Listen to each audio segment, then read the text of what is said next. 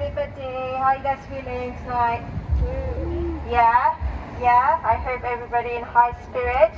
And we're out here almost every single day now to stand up for the people of Palestine, for Rafah, for Gaza. So thank you so much. I know everybody's a bit stretched and we are getting a little bit tired and exhausted, but we have to keep coming out, yeah? Because at the end of the day, it is our responsibility as a fellow human being to stand for justice, to stand for humanity, above all, to stand for peace. You guys okay? Give you a little bit of chance?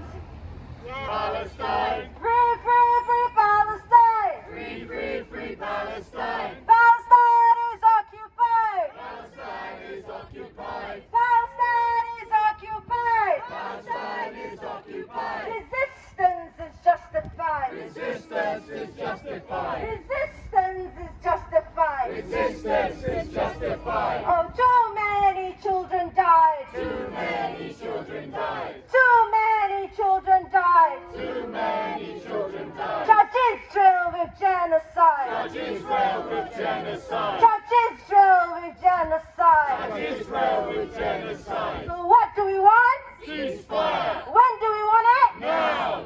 What do we want? Ceasefire! When do we want it? Now! What do we want? Ceasefire! When do we want it? Now! Joe, what do you say? How many kids have you killed today? I said, Joe, what do you say? How many kids have you killed today? Joe, what do you say? How many kids have you killed today? I'd like to salute each and every one of you for coming out here today. As we meet here, already the barbarian is poised, waiting at the gate, waiting for the order from Netanyahu to begin the ground offensive on Rafah. But this is not the last battle, though Gaza is the last castle of Arab dignity. In 1967, during the 6 Days War, it took Israel just 6 days to defeat the combined armies of the Arab regimes. It has now been over 130 days, and Gaza remains unbowed and undefeated, because the people of Gaza will never surrender to the forces of apartheid, will never surrender to the troops who want to impose a regime of racism upon them. And obviously there are those who feel they have no choice but to take up arms against the sea of troubles and by opposing end them. But resistance comes in many forms, and we should also salute the resistance of the journalist's pen and the doctor's stethoscope. We've seen journalists are being cut down in unprecedented numbers in any war, journalists who've seen their entire families slaughtered, who still go out to try and report, to try and get the truth out of what's happening in Gaza about the genocide.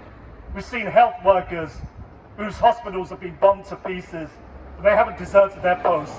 They stay steadfast in their society, carrying on the oath they took to preserve human life, to heal the sick and the maimed and wounded, and to tend to people in desperate situations. And I think this shows that really Palestine is an entire society in resistance, and it has been for many years. So we salute that, and it's clear that they can bomb every university in Gaza, they can bomb hospitals to pieces, they can slaughter children in unprecedented numbers, they can cut down the flowers, but they can't stop the spring. Because it's clear that eventually Israel will lose and Palestine will be free from the river to the sea.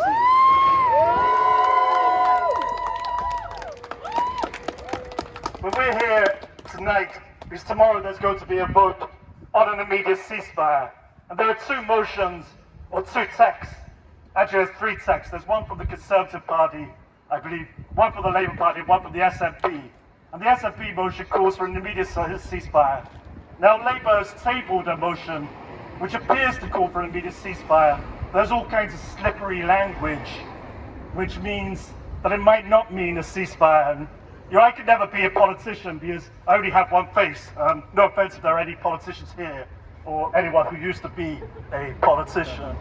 But I think that what's going on is there are different pressures on Labour. There's the pressure that's coming, from the public to call for an immediate ceasefire, and MPs are really feeling that pressure. There's also the pressure that Keir Starmer hopes to be the Prime Minister and to be the right-hand man of the next President of the United States. And so there's also that pressure. I think the text is a kind of fudge, and so it's almost playing to the base.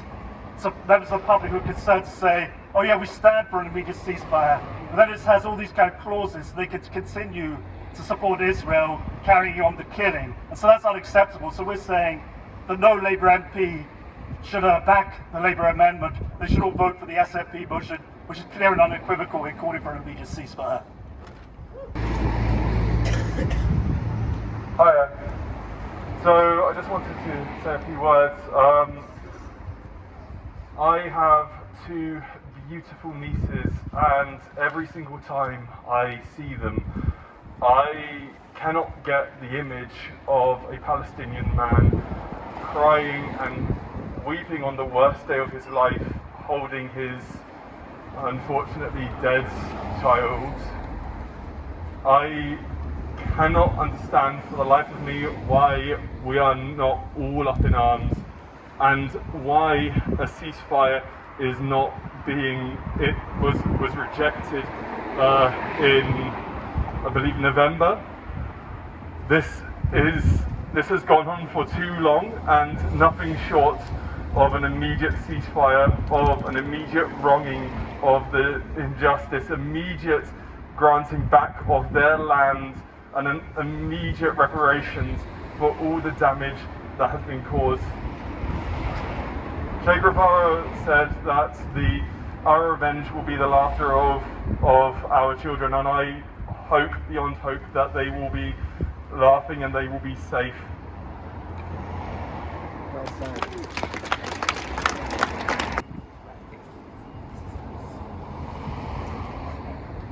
I just wanted to say that I think the reason I'm here today is, as a human being, I can't say it's acceptable to occupy a land and then genocide those people after 75 years of oppression. As a human being, I can't say that's acceptable, and I have a voice, and I know that I've got power to say to actually act on my opinions and match my behaviour to what I really think and what's in my heart. And I think that people are waking up, and I think that silence is power, but when you use your voice, that makes you a lot more powerful. And yeah, that's why I felt the need to come here today. Thank you. If anyone else wants to say anything, feel free to take the mic.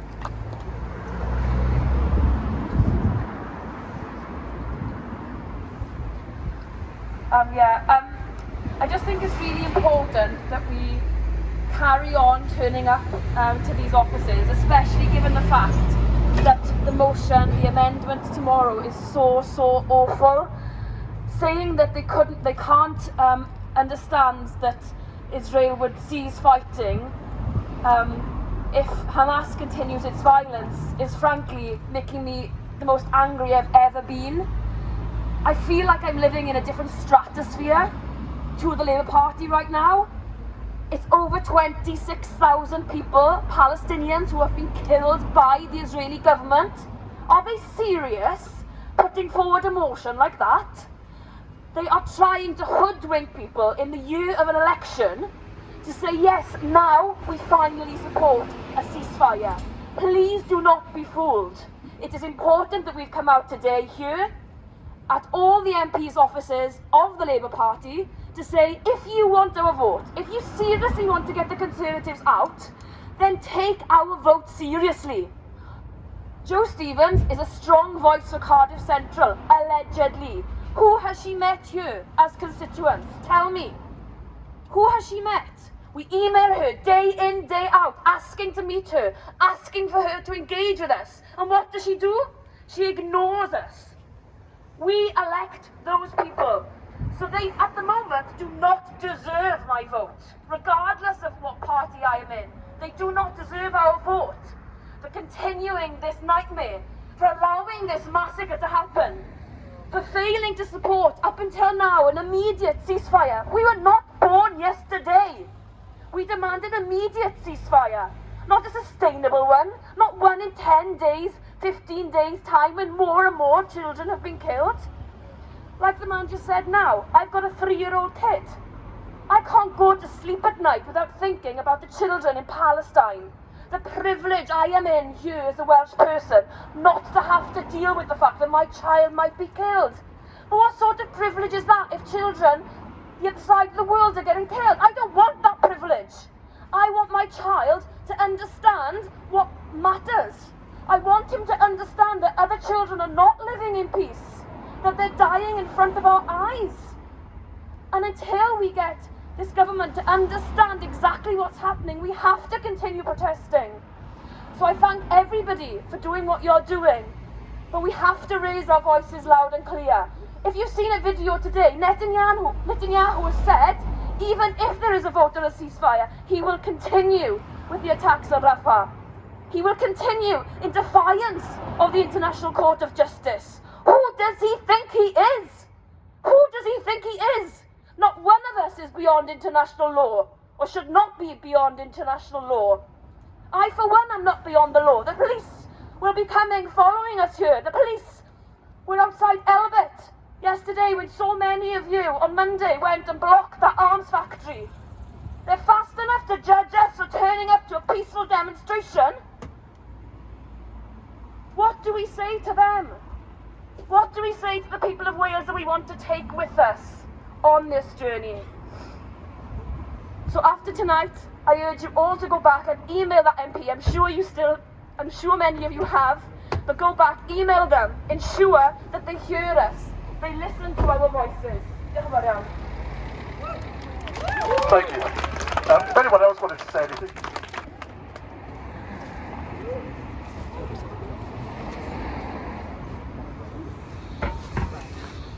And push this. Yeah, it'll be okay. Hello, my name is Nora. I'm the communication officer of the local tenants union Acorn, and I'm here. We're most famous for our eviction resistance, and I'm proud to be here as a small part of resisting the largest eviction in human history.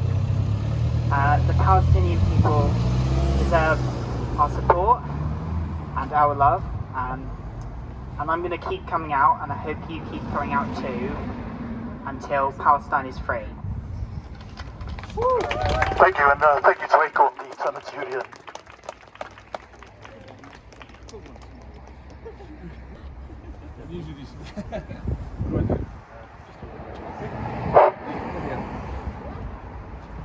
Why am I here? It's quite simple, really.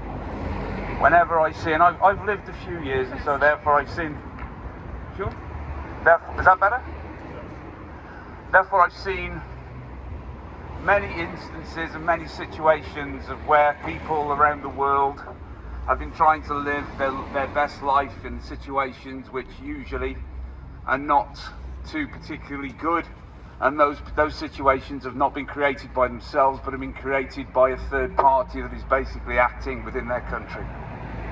Now I am old enough to remember most of the Israeli incursions that have taken place in Palestine. I'm old enough to even remember the October War of 1973. I can even remember as a child watching the television and seeing the 1967 war where Israel attacked its neighbours. Now if anybody tells you that this started on the 7th of October, they need a serious reality check. This is a war that has been going on since 1948. Some people will argue that it's been going on longer than that it's been going on since the creation of Haganah, a militant military organisation that had one purpose, and only one purpose, and that was to create a Zionist state, a settler state, at the expense of the already existing indigenous population. And they didn't care what methods they used. They didn't care if they evicted people from their houses. They didn't care if they killed people in cold blood. They didn't care if they were armed or not. They went in and they used deliberate terror tactics in order to carve out the state of Israel. If anybody tells you this started on the 7th of October, they are lying not only to you, but to themselves. And they're lying not only in their own interests, but in the interests of those who, if you like, want to control this narrative. And I think we know who I'm talking about. Do I really need to say? If you look around the world, if you look through history to see which countries in the last 60 years have created the most conflict, the most dislocation of humanity, the most murder, the most evictions, the most suffering around the planet, you only have to look at really two names. And they are, of course, the USA and Britain. These are not situations that just occur in a vacuum. These are not situations that just occur out of nowhere. These are situations, these are policies that are enacted in order to create profits, in order to create power, in order to create the ability to utilize that situation to actually go on and use it elsewhere in the world. So this is not a situation which started on the 7th of October. This is not a situation that has basically got no rhyme or reason to it. This is a situation that's very easily understandable. It's understandable through the terms of, if you look at what is taking place, you have an occupier and you have the occupied. It's simple. Anybody who says it's complicated is fooling themselves.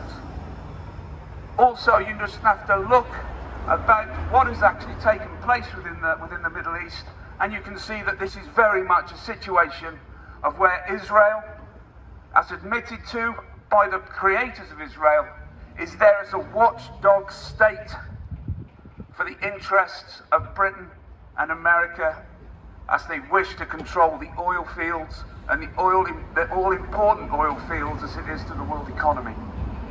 And so when we look and when we see what we're dealing with, we're not just dealing with an isolated incident that's just taking place within one part of the world. And this is why us being on the streets, us actually taking action matters. Because this is not about a single entity, this is not about a single state. This is not about just something that's taking place many thousands of miles away. It's taking place here. Because the people who are making the decisions to actually destroy Palestine, to destroy the Palestine people, are here. They are our elected representatives. They are the people who own various different shares within many different multinational corporations who have interests in Israel. And that is why, when we come out, we are making a stand, not only to say that we don't agree with what these people are doing, but we are asking them to stop, and stop now in the interests of humanity. For God's sake, stop.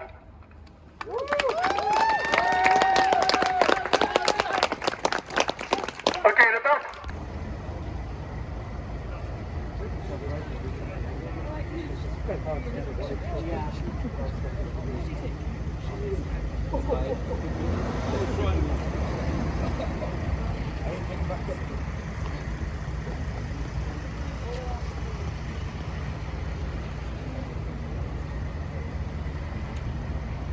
In our thousands, in our millions, We are all Palestinians. in our thousands, in our millions, We are all Palestinians. in our thousands, in our millions, We are all Palestinians. in our thousands, in our millions. We are all Palestinians. Viva, viva, Palestina. viva, viva, Palestina. viva, viva, Palestina. viva, viva. Palestina.